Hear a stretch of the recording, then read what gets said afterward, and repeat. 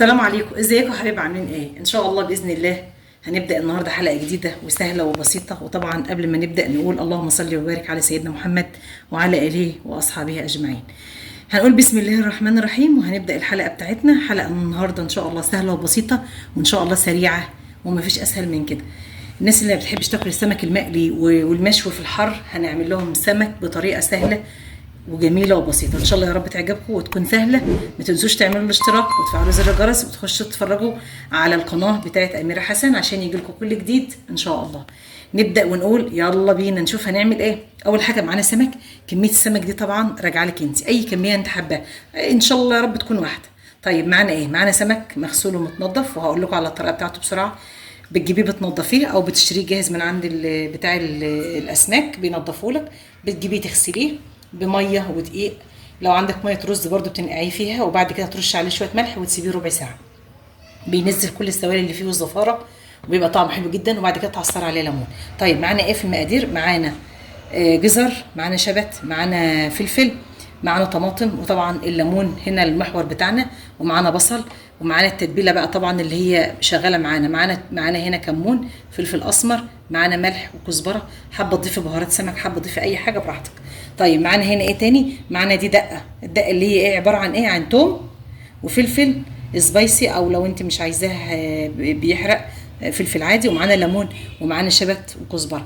دي الخلطه دي اعمليها في الكبه. انا دقاها في الهون عادي، كنت تعمليها في الهون تعمليها في الكبه براحتك خالص. طب هنعمل ايه؟ اول حاجه هنجيب الصينيه دي، هنقوم ضايفين فيها الجزر والشبت والفلفل كله كده ايه على بعضه. ومعانا كمان ايه؟ معانا طماطم ديت اللي هتبقى تحت الفرشه اللي تحت السمك. ماشي اهو. طبعا هنمسكها الاول، هنعملها هنظبطها كده مع بعض اهيت. هنرش عليها ايه بقى؟ زي ما قلت هنحط كمون اهو وفلفل اسمر وكزبره، والملح ده بقى ايه حسب انتي، يعني ده في ايدك انتي اهو. يبقى حطينا هنا ايه؟ كمون، فلفل اسمر، ملح. امسكيها بقى دعكيها. ديت الفرشه اللي هتبقى تحت السمك. الفرشه دي جميله جدا، جميله، بيبقى طعمها حلو قوي. ممكن تاكلها برز، تاكلها بعيش، ده راجع لك انت، بس هي بيبقى طعمها حلو وخطيره.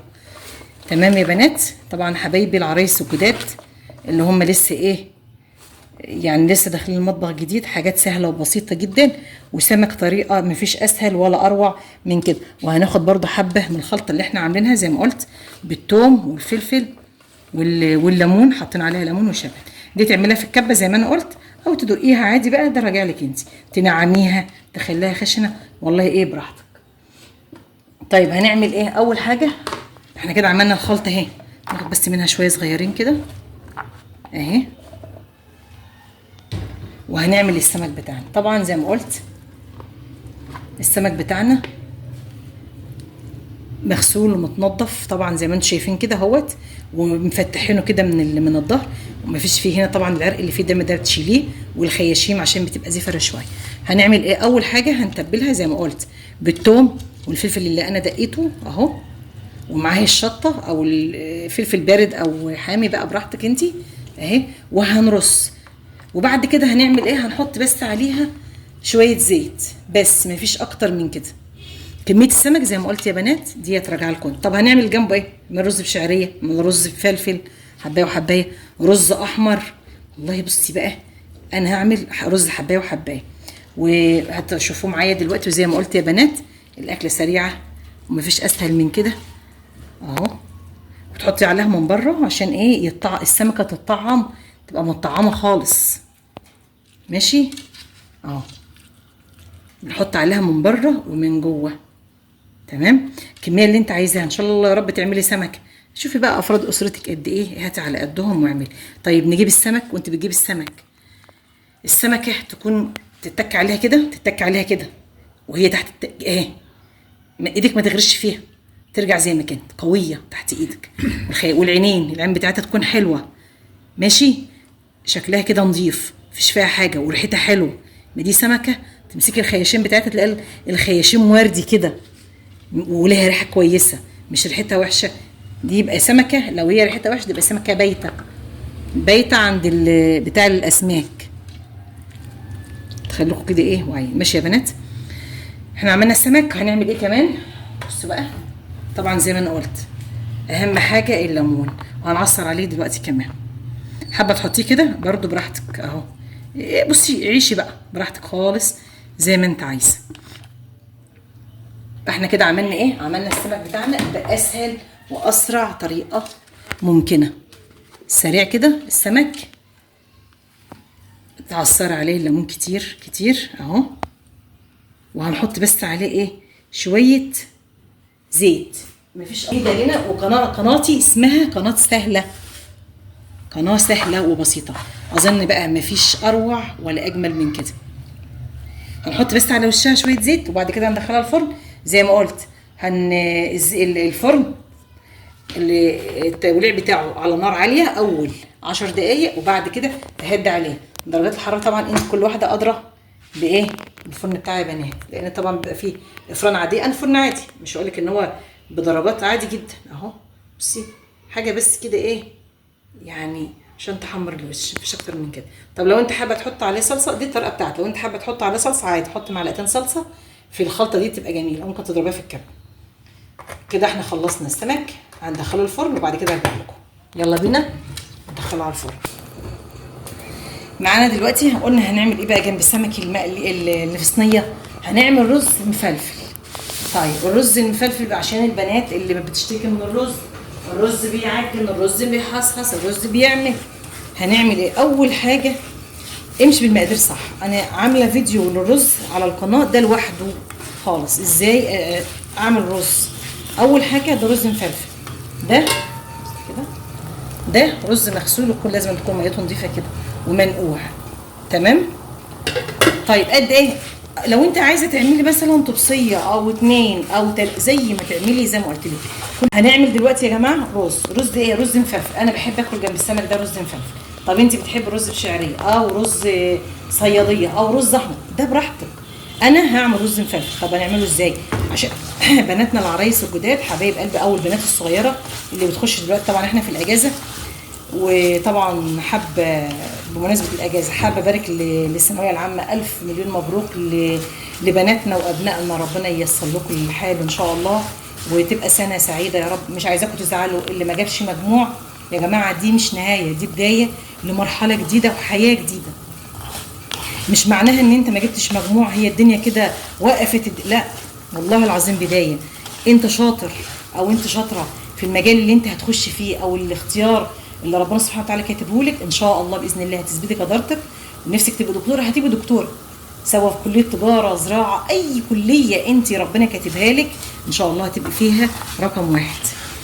ماشي. مش عايزاكم تزعلوا، وعايزاكم تبداوا كده السنه الجديده او الكليه اللي انتوا داخلينها بحب وتفائل ان شاء الله، ربنا يكرمكم باذن الله، وربنا ييسر لكم الحال ان شاء الله. نيجي نرجع بقى، مرجعنا للرز.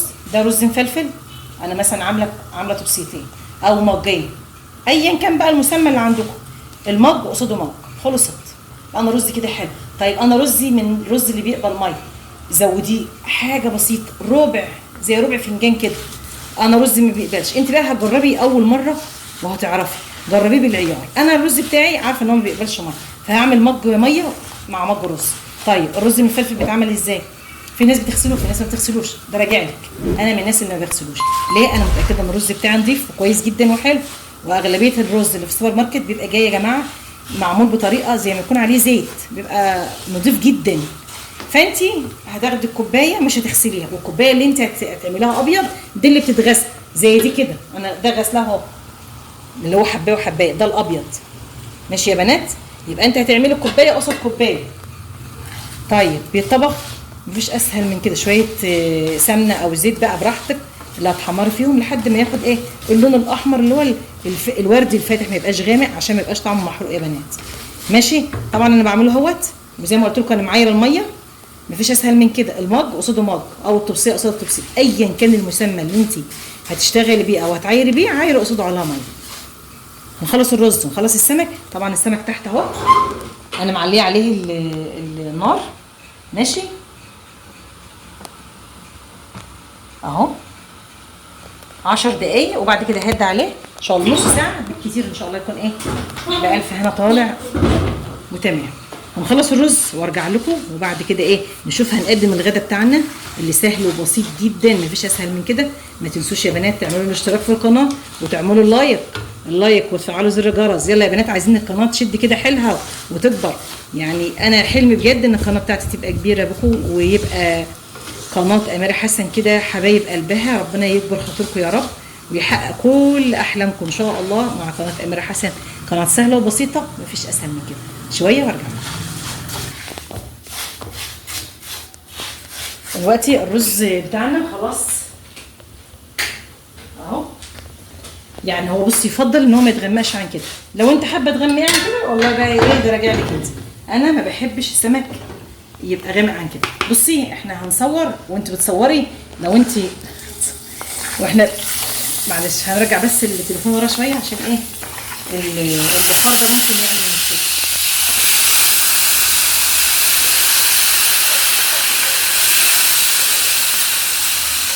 حبيبتي وانت بتنزلي الرز وشك يبقى بعيد وما فيش جنبك اطفال، تمام؟ وتوطي النار وانت بتنزلي الرز.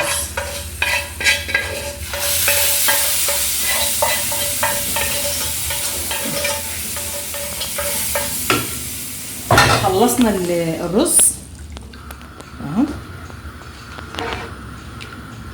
بالزيت او بالسمنه البلدي.